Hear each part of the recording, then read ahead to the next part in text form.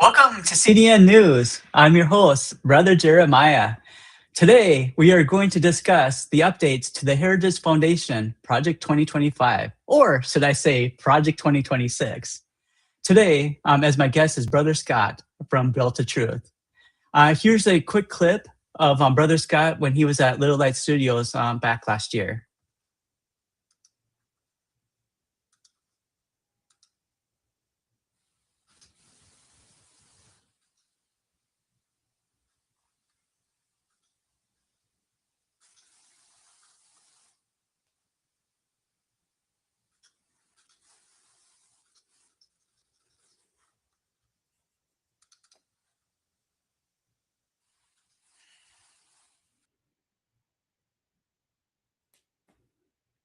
This is me live.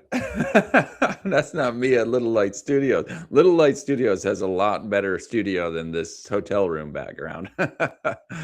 Oh boy. Brother Jeremiah, do you have the clip ready to go? I think he's getting the clip ready and put me up there to give him some time to do that. So I love being here with you guys, the CDN audience. Put questions in, by the way. If you have any questions, we're going to discuss two topics. One is what Jeremiah just said. He said we're going to talk about the Project 2025 Heritage Foundation updates. They just put out a new document. So I guess we can call it Project 2026. It's not literally called that, but it is 2026 now. It feels kind of familiar to be revisiting the same topic. And we're also going to talk about, what was it, Brother Jeremiah? The food pyramid. Big news this week, right? Yes. You want to play that clip, don't you?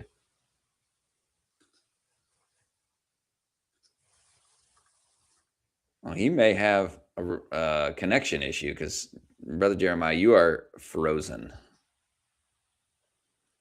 I know what clip he was going to show. He's like, hey, can I show this clip? And I said, sure. And so I know pretty much what I said in the clip. And it was at Little Light. We were discussing Project 2025, among other things, and what exactly was in that document, that mandate for leadership that was put out a couple of years ago.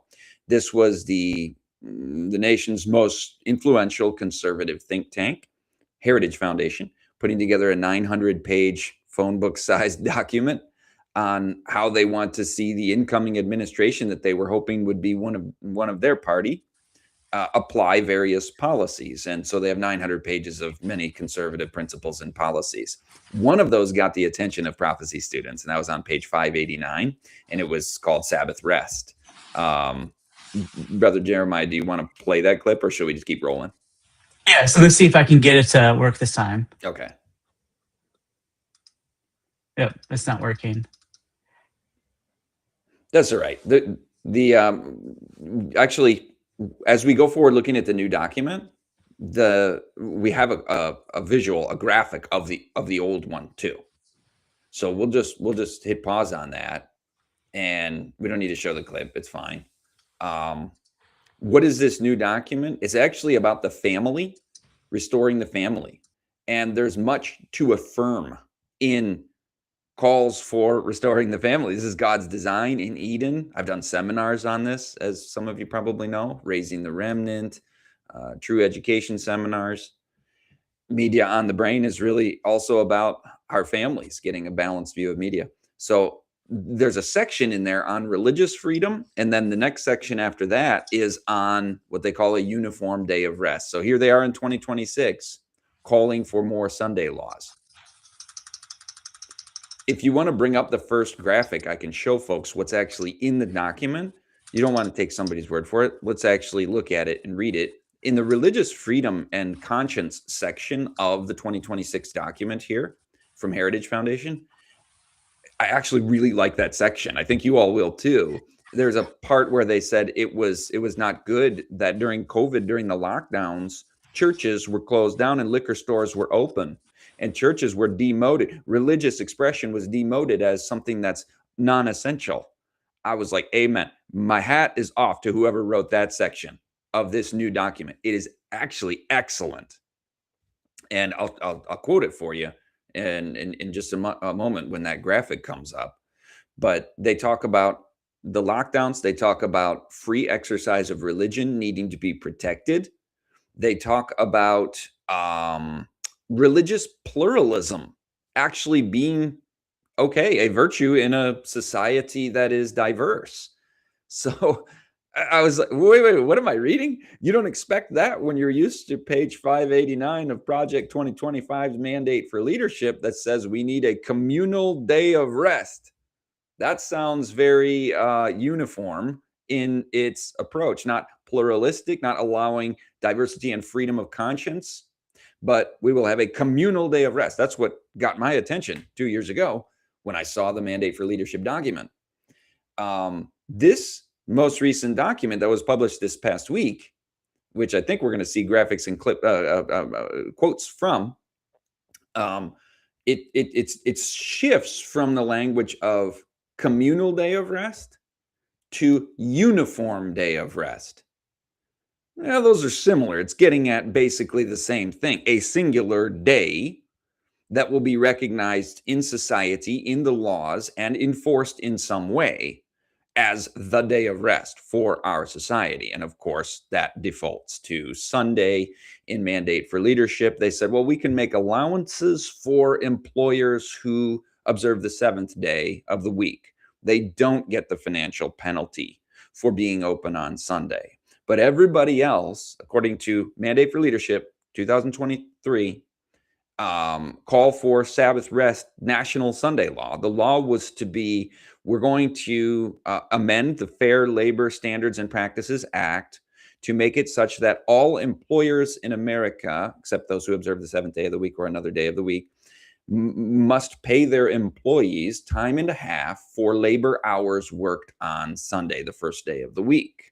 So that includes secular employers, that includes people of all religions that don't have a day of rest. Like a national Sunday law was called for in that Project 2025 document. That's why it got a lot of people's attention, because it's saying communal day of rest, enforcement with a penalty. It's basically a financial penalty upon the employer for being open on Sunday to discourage that. Now, this one, it's the family document from this past week that you're going to see in just a moment.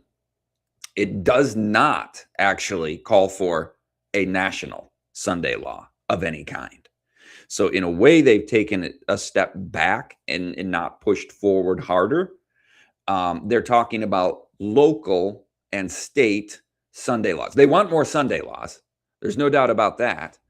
And that's an alarm, because what happens at the state and local level, there's a term in political science that you learn in your class called laboratories of democracy. Have you ever heard that one? The states and the local governments are laboratories of democracy, it's been called.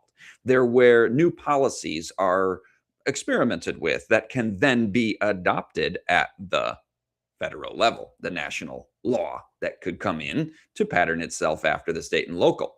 Jeremy, do you have any graphics to show?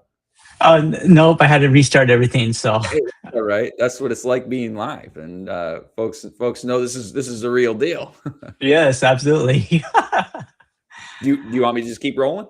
Yeah, keep on rolling, and I'll get your graphics up. Okay. Oh yeah. Throw them up there, because I want people to see the good stuff, and I want them to see what they're calling for with the planned communities involving Sunday laws locally. Because then I don't want people to take my word for it. Like I've just been saying, this is what the document says. This is what the document says. But I want you to see it word for word on the screen. You can pull any of them up in any order. I'll just roll with whatever you got there. I pretty much covered the backdrop, the explanation, the perspective that I'm bringing on this. And this is a prophetic alarm. I mean, it's not like 4-alarm fire, the national Sunday law is about to be voted on this week, but this is another one of their major publications. This one isn't 900 pages. It's like 150 or something like that pages. So it's a substantial, I mean, this was a labor of a lot of intense work by this large think tank, to the Heritage Foundation, to recommend how we can restore the family in America, which there's, again, a lot to be celebrated about that.